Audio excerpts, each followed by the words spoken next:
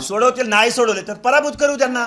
मी आता तुम्हाला सांगितलंय, तुम्ही प्रश्न विचारायच्या अगोदर, की या मुख्यमंत्र्यांना आमचा कास्ट वाईज सेन्सस करावा लागेल. काय काय? अरे विधान परिषद काय, अर्ध्या लोकसंख्येचा वाईस असणाऱ्या माणसाला विधान परिषद काय देत आहे? कॅबिनेट पद दिलं पाहिजे, अरे शिक्षण मंत्रीपद दिलं पाहिजे, महसूल मंत्रीपद दिलं पाहिजे. काय तुम्ही विधान परिषदेवर बोलवून करता काय? अर्ध्या लोकसंख्येचा वाईस आहे हा. काय तुम्ही सांगा, मला सांगायचे, मी कोणाला भेक मागणारा नाही. अरे मी सत्तेत बसवणारा माणूस आहे. विधान परिषद काय घेऊन बसलाय?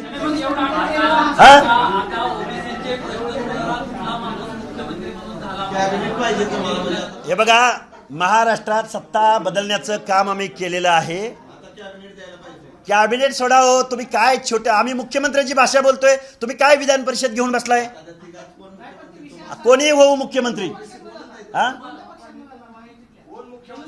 अहो हे बघा निवडून दिलेल्या पक्षाचा मुख्यमंत्री होईल.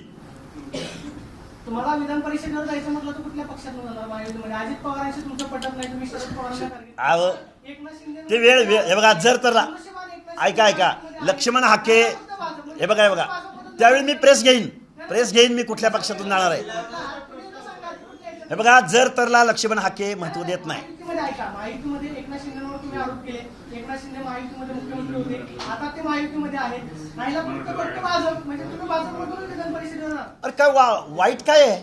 मला एकनाथ शिंदे साहेबांनी उद्या चांगली ऑफर दिली.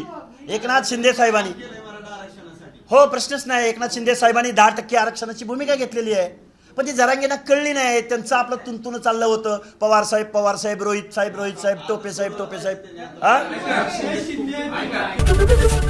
एबीपी माझा, उघडा डोळे बघा नीट.